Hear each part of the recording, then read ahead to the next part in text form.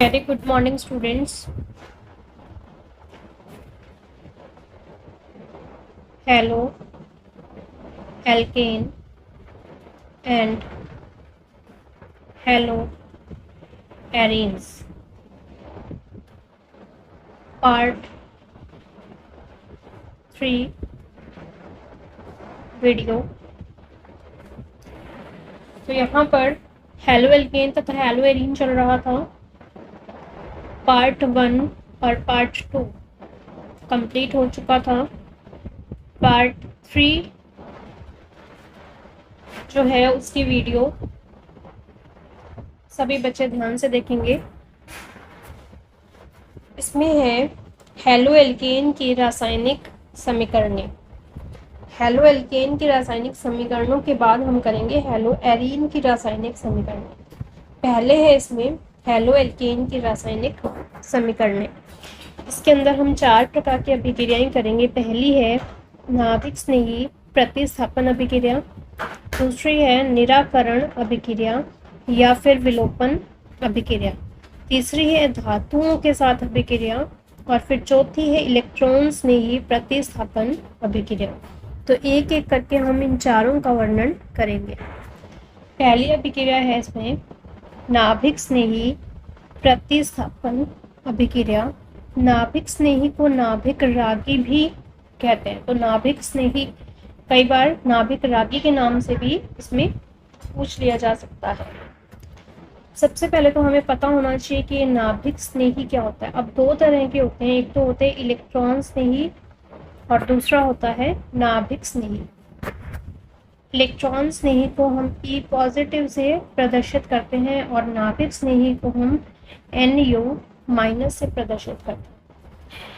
E positive को देख करके हमें पता लग रहा है कि इसमें क्या है, इलेक्ट्रॉन्स की कमी है। और न्यूक्लियोफाइल नेगेटिव का हमें देख कर पता लग रहा है कि ये इसमें इलेक्ट्रॉन्स की अधिकता है। अब हमने एक पहले रिएक्शन की थी कि जिसमें हम एल्कीन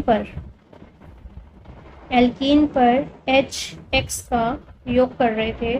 तो इसमें H का योग भी हो रहा था और X का योग भी हो रहा था। इसी तरह से एक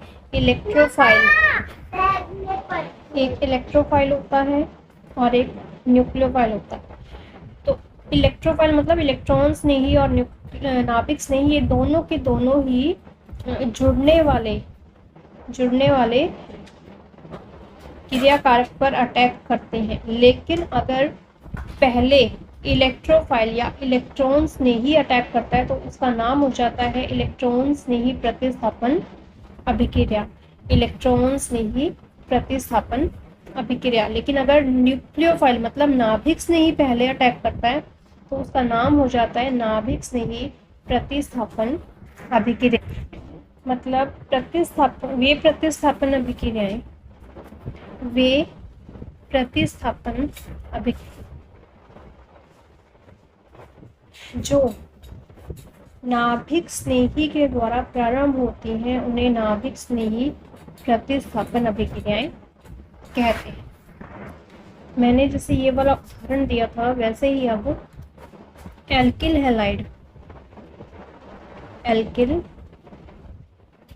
हैलाइड, क्योंकि हम यहाँ पर हेलो एल्केन को बनाने की विधियाँ कर रहे हैं। हेलो एल्केन को एल्किल हैलाइड भी कहते हैं। एल्किल हैलाइड में किसी भी न्यूक्लियोफाइल को जब ऐड करते हैं, अब एल्किल हैलाइड को हम लिखते हैं RX से। तो RX के अंदर हमने क्या ऐड किया, न्यूक्लियोफाइल ऐड किया। तो क्या बनेगा, RNU बन जाएगा और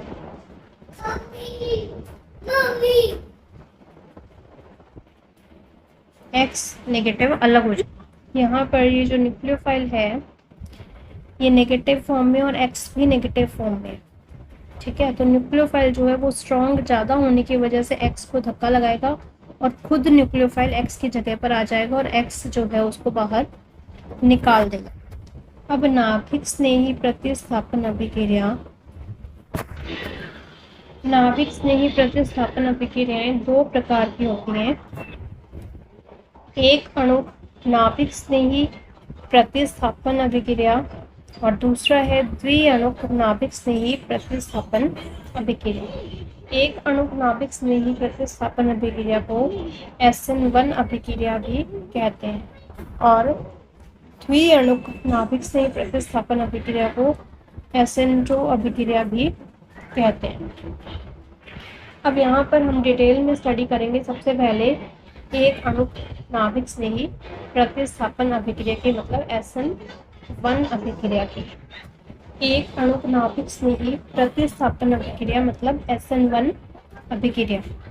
अब इसमें क्या है कि ये दो पदों में अभिक्रिया संपन्न होती है। कितने पदों में संपन्न होती है? ये दो पदों में संपन्न होती है। अब इसमें जो प्रथम पद है उसके अंदर क्या होता है?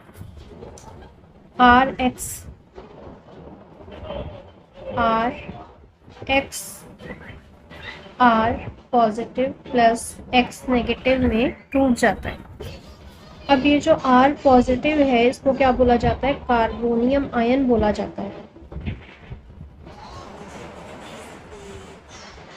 कार्बोनियम आयन बोला जाता है।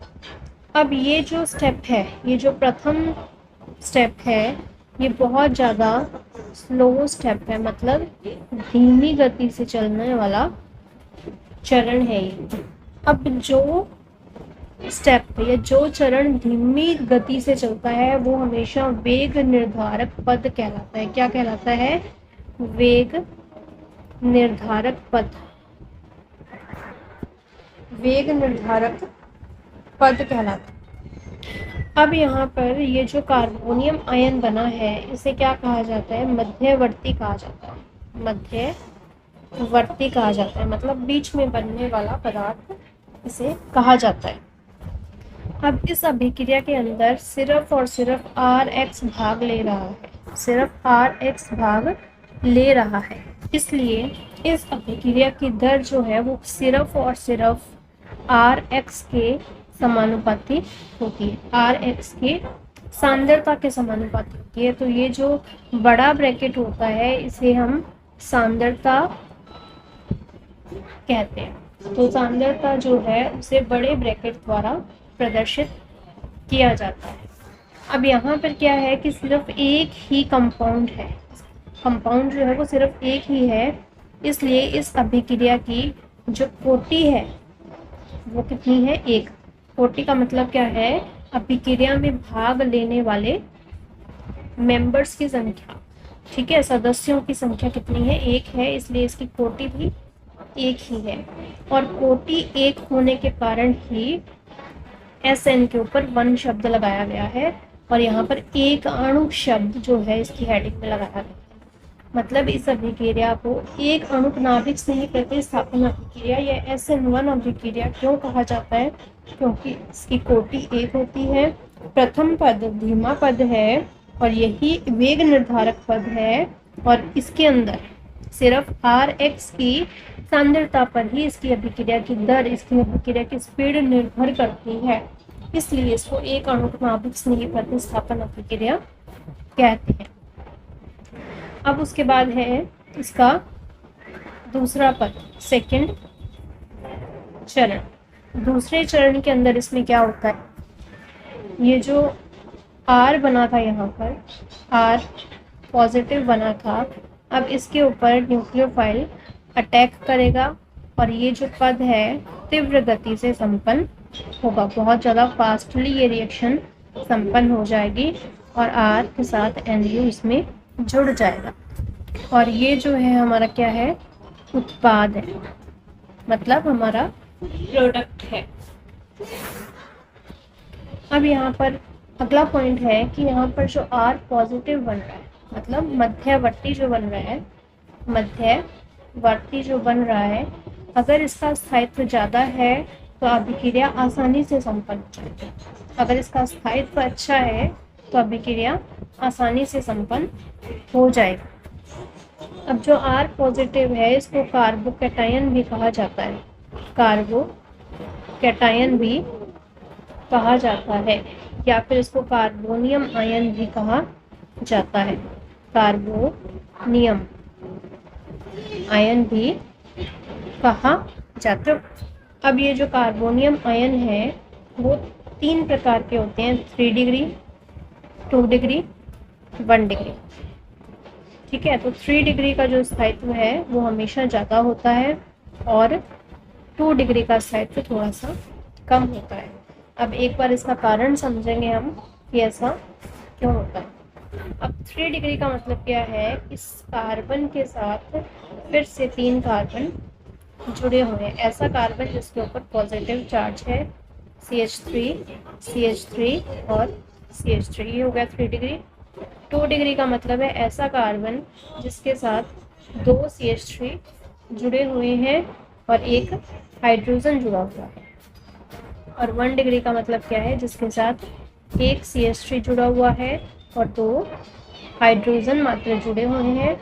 और लास्ट में मैंने दिया है कि CH, मतलब तीनों के ऊपर क्या है, हाइड्रोजन जुड़ा हुआ है।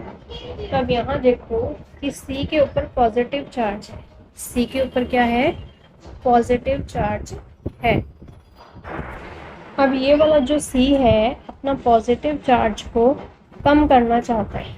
C जो है अपने पॉजिटिव चार्ज को क्या करना चाहता है, कम करना चाहता है। तो यहाँ पर ये इसके पास कार्बन के ऊपर पॉजिटिव चार्ज को कम करने का मतलब है ये इलेक्ट्रॉन्स किसी न किसी से लेना चाहता है। इसके पास खुद के पास इलेक्ट्रॉन्स नहीं है।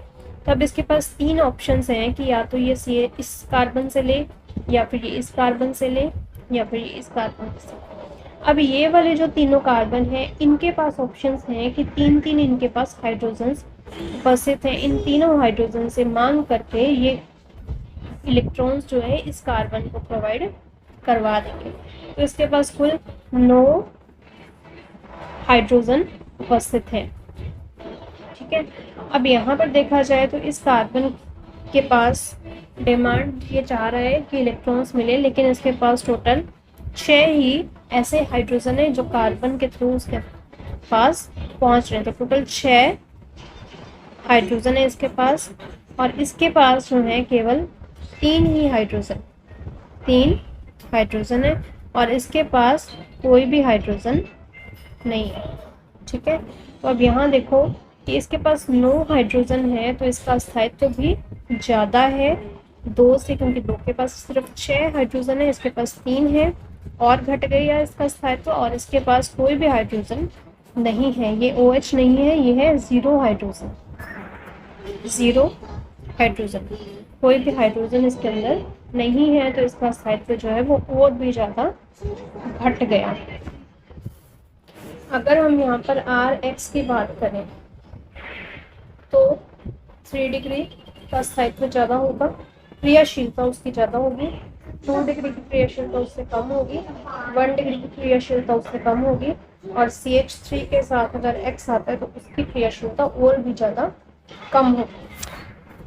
अब उसके बाद हमने बात की थी कि पहले स्टेप के अंदर क्या हो रहा था, Rx जो है वो R प्लस X नेगेटिव में टूट रहा है, और सेकेंड स्टेप में क्या हो रहा है, R पॉजिटिव के ऊपर न्यूक्लियोफाइल अटैक कर रहा है। अब जब न्यूक्लियोफाइल अटैक कर रहा है तो वो न्यूक्लियोफाइल जो है वो RNU भी बना सकता है, और R की विपरीत दिशा में भी NU अटैक कर सकता है। तो ये RNU भी बना सकता है और NUR भी बना सकता है। इसका मतलब क्या है कि यहाँ पर ये इन दोनों का मिश्रण प्राप्त हो सकता है। तो इसमें इसे क्या कहा जाता है, रैसीमिक मिश्रण कहते हैं। इन दोनों का कहते हैं रैसीमिक मिश्रण कहते हैं। ठीक है, और इस अभिक्रिया को क्या कहते हैं, रैसीमीकरण कहते हैं, रैसीमीकरण कहते हैं इस अभिक्रिया को। अब यहाँ पर देखो कि हमने बात की थी कि यहाँ पर 3 डिग्री जो है अगर R होता तो रिएक्शन बहुत ज़्यादा इजीली होती। तो हम यहाँ पर जो उदाहरण लेंगे,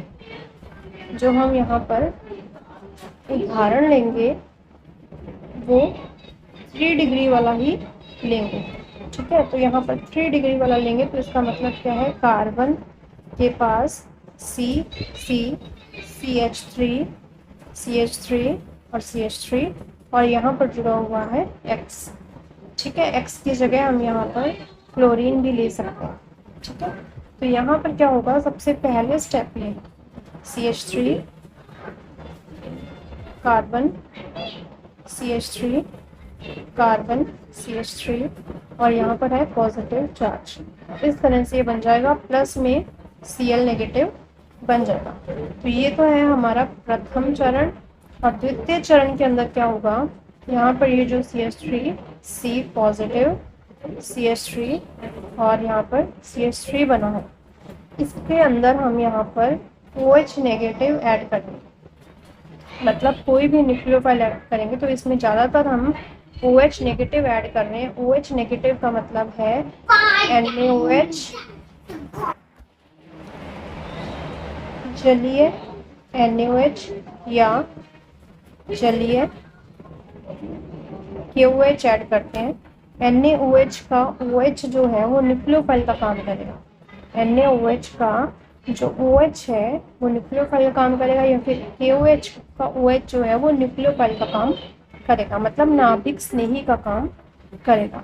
अब यहाँ पर क्या है कि OH नेगेटिव, क्योंकि Cl जो था वो इन तीनों कार्बन के इस साइड लगा हुआ था, तो यहाँ पर OH नेगेटिव जो है वो इस तरह से भी जुड़ सकता है,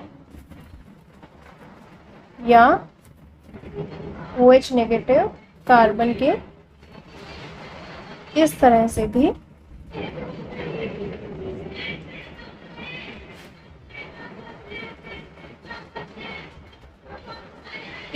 भी जुड़ सकता है।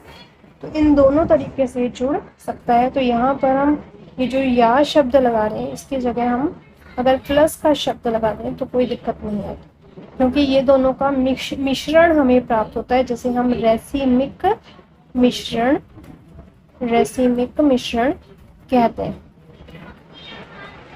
ठीक है, यहाँ पर एक पॉइंट और था कि अगर यहाँ पर RX की हम बात करें तो RI की क्रियाशीलता हमेशा ज़्यादा होगी RBr से, RBr की क्रियाशीलता ज़्यादा होगी RCl से, और RCl की क्रियाशीलता ज़्यादा होगी RF से। ठीक है, तो यहाँ तक सभी बच्चों को समझ में आ गया होगा। कोई प्रॉब्लम तो मुझे प्लीज़ अवश्य बताएं, कमेंट करके बताएं या मुझे पर्सनल मैसेज करके बताएं। अब उसके बाद है कि ये हमारा एक अणुक नाभिक स्नेही प्रतिस्थापन अभिक्रिया जो है वो कंप्लीट हो चुके हैं। अब हम करेंगे द्विअणुक नाभिक स्नेही प्रतिस्थापन अभिक्रिया। दूसरा है द्विअणुक नाभिक स्नेही प्रतिस्थापन अभिक्रिया, इसे SN2 अभिक्रिया भी कहते हैं। अब पहले वाली अभिक्रिया के बिल्कुल विपरीत यह एक ही पद में पूर्ण होने वाली अभिक्रिया है। एक ही पद में पूर्ण होने वाली अभिक्रिया है। इसमें कोई भी मध्यवर्ती नहीं बनता है, इसमें क्या बनता है, संक्रमण अवस्था बनती है। कौन सी अवस्था बनती है, संक्रमण अवस्था बनती है। अब संक्रमण अवस्था के निर्माण में उसमें क्या हो रहा था कि उसके RX के विपरीत दिशा में या उसकी खुद की दिशा में न्यूक्लियोफाइल या नाभिक स्नेही अटैक कर सकता था, लेकिन इसके अंदर हमेशा क्या होगा, विपरीत दिशा में ही अटैक करेगा, हमेशा विपरीत दिशा में आक्रमण करेगा। तो यहाँ पर विपरीत दिशा में आक्रमण करता है तो उसे हम क्या कहते हैं, पश्च आक्रमण कहते हैं। क्या कहते हैं, पश्च आक्रमण कहते हैं। तो विपरीत दिशा में ये जो आक्रमण करेगा वो पूरा का पूरा 180 डिग्री की कोण पर ही आक्रमण करेगा। इसमें ये जो संक्रमण अवस्था होती है वो कैसी होती है, अस्थायी होती है। कैसी होती है, अस्थायी होती है। क्यों होती है अस्थायी, क्योंकि कार्बन के साथ पहले से क्या हुआ है, 3 बंध लगे हुए हैं। मान लो कि हाइड्रोजन इसमें लगे हुए हैं और एक इसमें X लगा हुआ है। तो यहाँ पर जो न्यूक्लियोफाइल है वो भी इसमें अटैक करेगा, वो भी इसमें क्या करेगा, अटैक करेगा।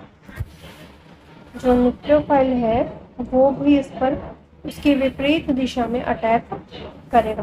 तो अब इस कंडीशन में क्या होगा, कार्बन की 1 2 3 4 5 वैलेंसियाँ हो गई हैं, लेकिन कार्बन की एक्चुअल में 4 ही वैलेंसी होती है। अब ये 5 वैलेंसी होने के कारण क्या हो गया, अस्थायी हो। अब यहाँ पर जब ये न्यूक्लियोफाइल बाहर निकल जाता है,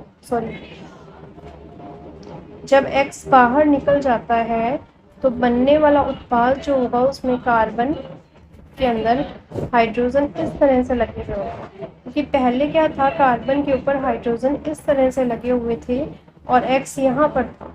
अब यहाँ पर न्यूक्लियोफाइल यहाँ पर आ गया और हाइड्रोजन जो है वो इसके विपरीत दिशा में आ गया, तो जो प्रोडक्ट है वो उसका क्या हो गया, प्रतीपन हो गया। इस रिएक्टेंट से जो प्रोडक्ट बना है उसका प्रतीपन हो गया। इसको वाल्डन प्रतीपन कहते हैं, वाल्डन प्रतीपन कहते हैं या प्रतिलोमन भी कहते हैं, वाल्डन प्रतीपन या वाल्डन प्रतिलोमन कहते हैं। अब इस अभिक्रिया में क्या हुआ था, RX प्लस न्यूक्लियोफाइल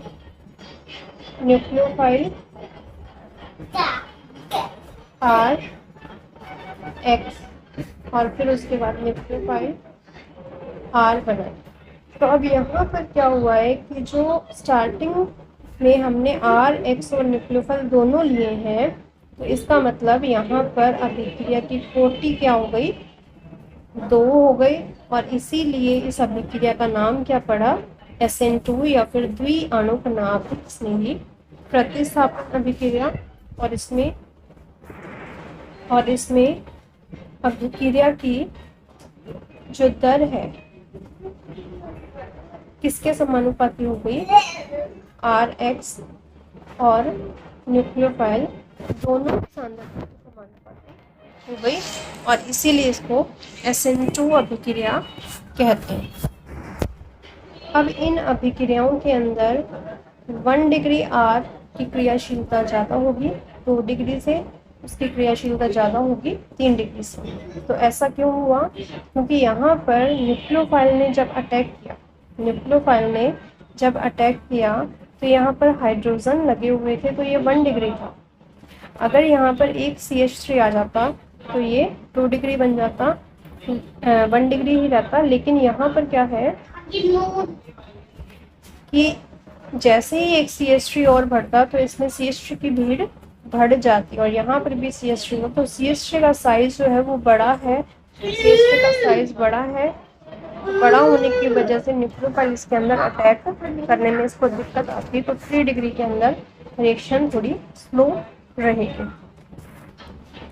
तो इसमें जो क्रम रहेगा वो रहेगा CH3 positive greater than 1 degree, greater than 2 degree, greater than 3 degree. तो यहाँ पर हमारा ये SN2 अभिक्रिया भी कंप्लीट हो गई है। अभी इसमें हमारा अगला टॉपिक है एल्किल हैलाइड की नाभिक से ही प्रतिस्थापन अभिक्रियाओं के उदाहरण। हमने नाभिक से ही प्रतिस्थापन अभिक्रियाएं समझ ली हैं, अब हम इसके उदाहरण करेंगे। अब इसमें उदाहरणों में पहली रिएक्शन है इसमें कि RX की अभिक्रिया हमने करवानी है जलीय NaOH या KOH के साथ। तो यहाँ पर क्या होगा, R पॉजिटिव है, X नेगेटिव, Na पॉजिटिव है, OH नेगेटिव है, तो ये सभी आपस में रिप्लेस हो जाएंगे। R, इसका R और इसका OH, इसका पॉजिटिव और इसका नेगेटिव आपस में जुड़ जाएंगे। तो और क्या बनेगा, NaX। तो हमारा मेन प्रोडक्ट है ये ROH।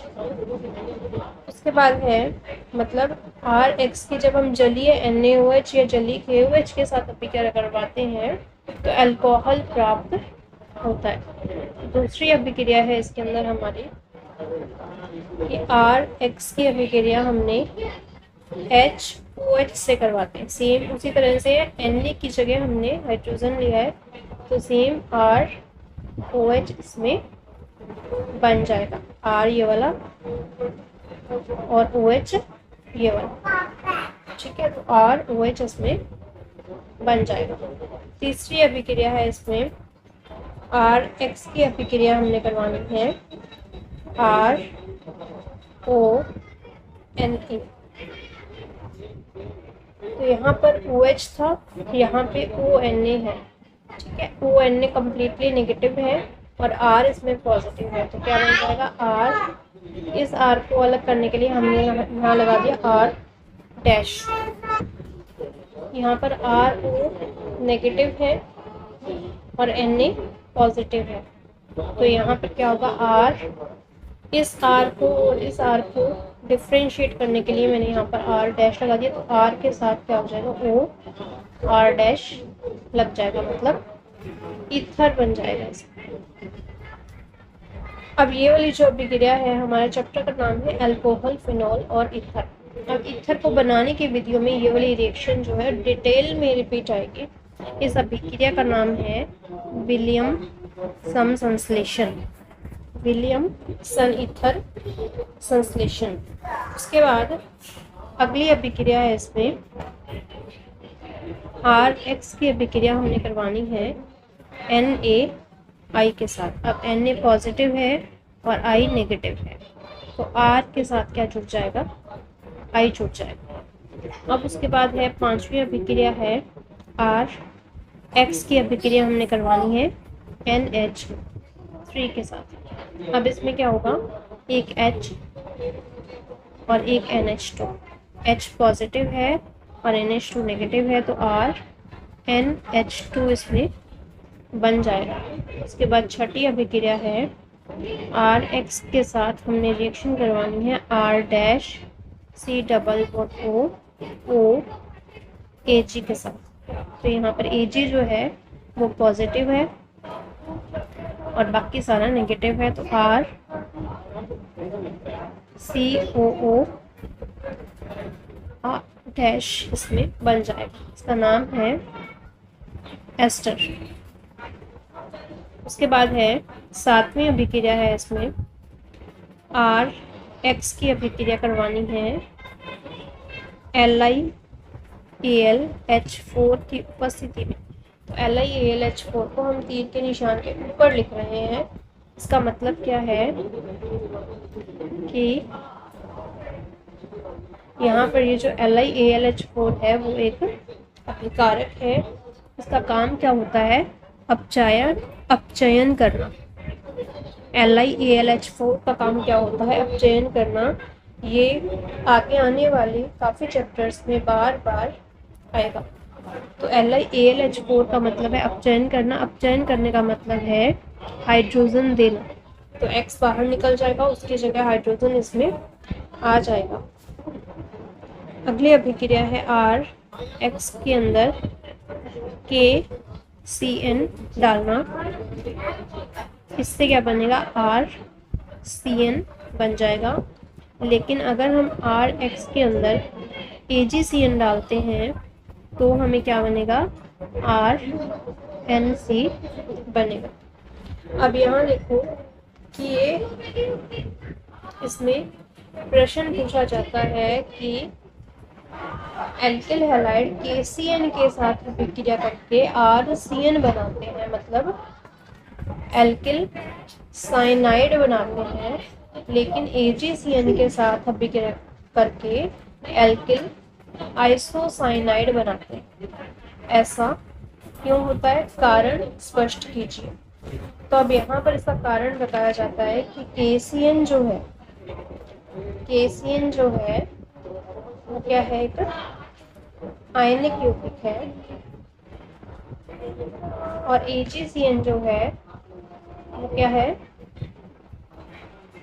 सहसंयोजक यौगिक है।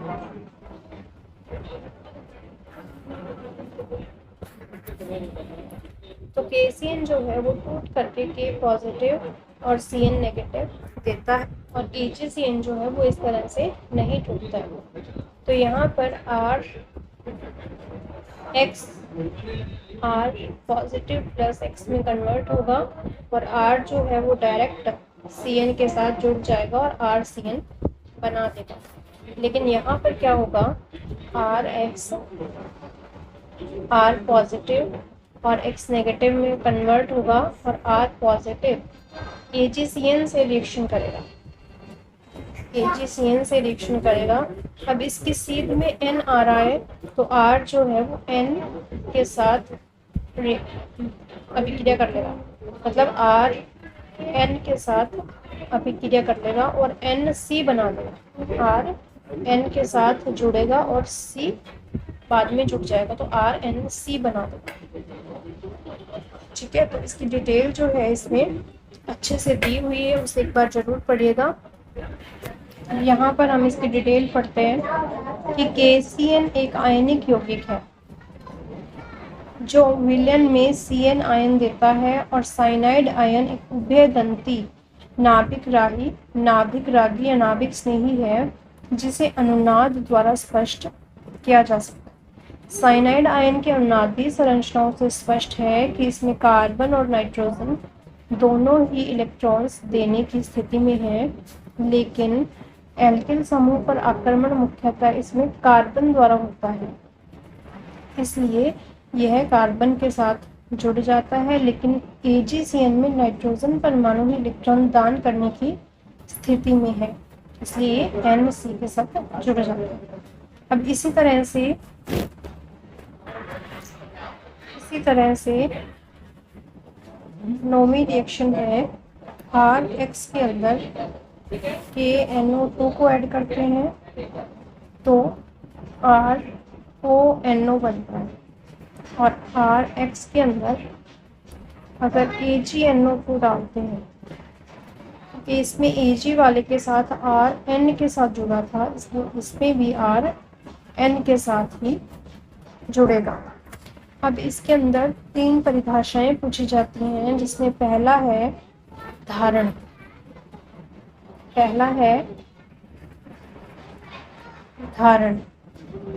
अब इसमें क्या होता है कि रासायनिक अभिक्रिया या रूपांतरण के समय अभिकारक, ये हमारा अभिकारक है, अभिकारक और उत्पाद का विन्यास अगर समान बना रहता है तो इस प्रक्रिया को धारण कहते हैं। तो इस प्रक्रिया को क्या कहते हैं, धारण कहते हैं। लेकिन अगर उत्पाद का विन्यास अभिकारक के विन्यास के विपरीत हो जाता है तो इसे क्या कहा जाता है, प्रतिलोमन कहा जाता है। और अगर अभिकारक का विन्यास में उत्पाद के विन्यास में दोनों की दोनों संरचनाएं बनती हैं, विपरीत वाली भी, धारण वाली भी और प्रतिलोमन वाली भी, तो उसे रैसीमिक मिश्रण कहते हैं या रैसीमीकरण इस अभिक्रिया को कहते हैं। तो ये 3 परिभाषाएं हैं, धारण, प्रतिलोमन और रैसीमीकरण। ये 3 परिभाषाएं इसमें पूछी जाती हैं, तो ये तुम्हें समझ में आ गई होंगी। अभी हमने यहाँ पर नाभिक स्नेही प्रतिस्थापन अभिक्रियाएं पढ़ी हैं। अब नाभिक स्नेही प्रतिस्थापन अभिक्रिया जो है हमने RX मतलब एल्किल हैलाइड में पढ़ ली है, लेकिन एरिल हैलाइड मतलब कि बेंजीन रिंग के हैलाइड्स जो होते हैं उसमें अभी हमने नहीं पढ़ा, तो अब हम उसके बारे में स्टडी करते हैं। एरिल हैलाइड में नाभिक स्नेही प्रतिस्थापन अभिक्रिया। अब एरिल हैलाइड में नाभिक स्नेही प्रतिस्थापन अभिक्रियाएं जो है वो थोड़ी सी कम क्रियाशील होती हैं। उसके 4 कारण हैं। पहला कारण है अनुनाद प्रभाव। अब अनुनाद प्रभाव के अंदर क्या होता है कि ये बेंजीन रिंग है, इस बेंजीन रिंग के अंदर इस तरह से डबल बॉन्ड लगे हुए हैं और ये क्लोरीन लगा हुआ है। अब क्लोरीन के पास क्या है, 1 2 3 4 5 6 इलेक्ट्रॉन्स हैं और इसके पास ये जो 3 डबल बॉन्ड्स हैं, इस 3 डबल बॉन्ड्स की वजह से इसकी पावर इतनी बढ़ गई है कि ये इलेक्ट्रॉन्स को क्लोरीन से मांगने की कोशिश कर रहे हैं। अब क्लोरीन से जब ये मांगेगा तो इसके ये जो 2 इलेक्ट्रॉन्स हैं ये इस बंद के ऊपर आ पहुँचते हैं। तो जैसे ही इस बंद के ऊपर आते हैं तो अनुनाद को हम इस तरह से डबल तीर से प्रदर्शित करते हैं। तो यहाँ पर क्लोरीन के ऊपर एक बंद का ही डबल बंद बन जाएगा और क्लोरीन के ऊपर इलेक्ट्रॉन्स 4 ही रह जाएंगे और इसकी जगह इसके ऊपर पॉजिटिव चार्ज क्रिएट हो जाएगा। और यहाँ पर जो इसका ये वाला जो बंद था, ये वाला, ये टूटेगा और यहाँ हो जाएगा। यहाँ पर डबल बॉन्ड आ गया है तो यहाँ पर भी डबल बॉन्ड पॉसिबल नहीं है। 1 2 3 4 5 बंद पॉसिबल नहीं है, तो इसको टूटना पड़ेगा और यहाँ पर इसको जाना पड़ेगा। यहाँ पर ये जाएगा तो इसके ऊपर नेगेटिव चार्ज आ जाएगा और इसके ऊपर यहाँ पर ये double bond as it is रहेंगे। अब उसके बाद है कि ये जो क्लोरीन तो यहाँ पर एज इट इज रहेगा। अब ये जो नेगेटिव चार्ज है ये उसके ऊपर जाएगा और ये फिर डबल बॉन्ड यहाँ पर क्रिएट होगा तो इसको यहाँ पर जाना पड़ेगा। तो ये वाला जो डबल बॉन्ड है वो यहाँ आएगा और इसके ऊपर ये वाला नेगेटिव चार्ज यहाँ पर आ जाएगा। अब उसके बाद ये फिर से एक संरचना और बनेगी क्योंकि नेगेटिव चार्ज जब तक इसके अंदर है ये फिर इधर जाएगा और यहाँ पर डबल बॉन्ड बनाएगा और इसका बंद इस कॉर्नर पर जाएगा और यहाँ पर डबल बॉन्ड Cl और Cl के ऊपर 2 इलेक्ट्रॉन्स और इसके ऊपर ये पॉजिटिव चार्ज। अब ये नेगेटिव चार्ज फिर है इसमें तो इसको बैलेंस करना पड़ेगा। इसको बैलेंस ये यहाँ पर करेगा तो ये क्या होएगा, ये यहाँ पर जाएगा और इसका ये डबल बॉन्ड फिर से यहाँ पर चला जाएगा और इसके ऊपर Cl आ जाएगा और इसके ऊपर ये जो इलेक्ट्रॉन्स हैं इसके पास वापस पहुँच जाएंगे और ये चार्ज हो जाएगा। अब यहाँ देखो इसमें और इसमें फ़र्क क्या है कि इसमें क्या है, डबल बॉन्ड यहाँ पर है और यहाँ पर सिंगल बॉन्ड आ गया। यहाँ पर सिंगल बॉन्ड था तो यहाँ पर डबल बॉन्ड, तो ये तीनों के तीनों बॉन्ड्स की पोजीशन जो है वो आपस में एक्सचेंज हो गई है। इसका मतलब क्या है, और ये वाला भी सिंगल बॉन्ड जो है वो कभी ना कभी डबल बॉन्ड इसमें बन रहा था। तो अब यहाँ पर क्या है कि इसमें Cl और बेंजीन रिंग के बीच में डबल बॉन्ड बन रहा है अनुनाद प्रभाव के कारण। अब डबल बॉन्ड बनने की वजह से बेंजीन रिंग और क्लोरीन के बीच में जो बंध है ये मजबूत हो रहा है। अब ये मजबूत होने की वजह से ये टूटेगा नहीं तो ये अभिक्रिया भी नहीं देगा। अब उसके बाद है दूसरा पॉइंट है इसमें कि C और X के बीच में जो बंध है उसके अंदर संकरण की में बहुत ज़्यादा अंतर है। संकरण में क्या अंतर है कि CX और यहाँ पर है बेंजीन रिंग के साथ में X, इस कार्बन के ऊपर क्या है sp3 बंध है, sp3 संकरण है और इस कार्बन के ऊपर sp2 संकरण है, S plus P plus P plus P और यहाँ पर है S plus P plus P। तो यहाँ पर हो गया 25% हो गया S और 75% हो गया P और यहाँ पर 33% हो गया S और 66% हो गया P।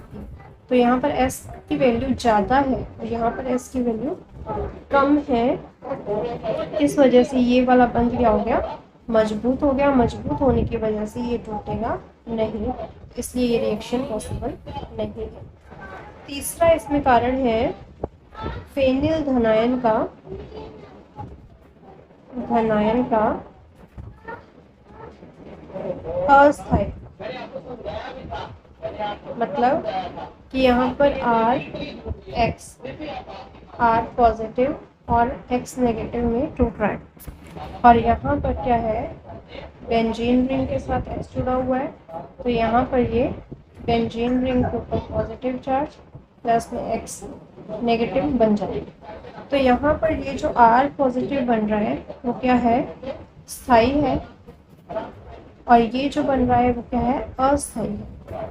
अस्थायी होने की वजह से ये फिर से X के साथ जुड़ जाता है और टूटने की इसकी संभावना वापस कम हो जाती है। चौथा इसमें पॉइंट है, नाभिक से ही अभिकर्मक, मतलब जो न्यूक्लियोफाइल है वो, और जो X है मतलब एरीन वलय है, मतलब ये वाली जो वलय है, इन दोनों में क्या हो रहा है, प्रतिकर्षण हो रहा है। प्रतिकर्षण का कारण क्या है कि न्यूक्लियोफाइल क्या है, नेगेटिव है, इलेक्ट्रॉन्स की अधिकता है, और इसके पास ऑब्वियसली 3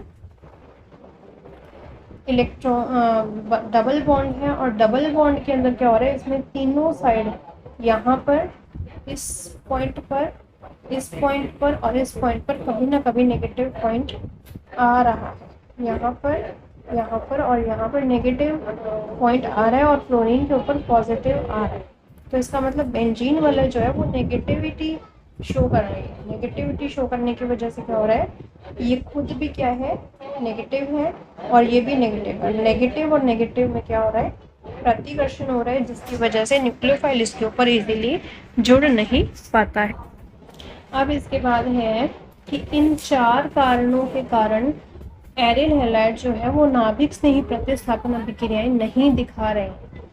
लेकिन अगर हम बेंजीन रिंग के अंदर जो X जुड़ा हुआ है, यहाँ पर हाइड्रोक्सिल समूह की सहायता से, मतलब कुछ ऐसा इसमें डाल दिया जाए